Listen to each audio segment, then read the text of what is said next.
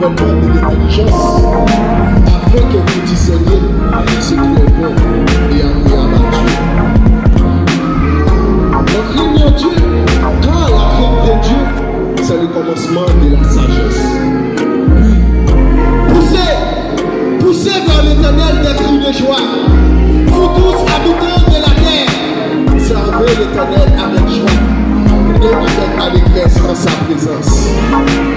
Maintenant les flots de la mer agitent et se soulèvent jusqu'à faire trembler les montagnes. Mais qui pourra monter à la montagne de l'Éternel?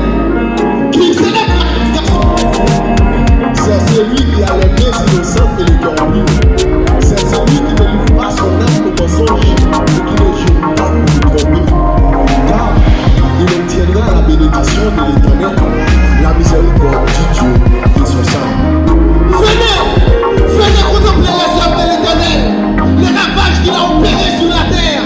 C'est lui qui a fait cesser les combats jusqu'au bout de la terre. Il a brisé l'arbre, il a rompu la lance, il a consumé par le feu les chars de guerre.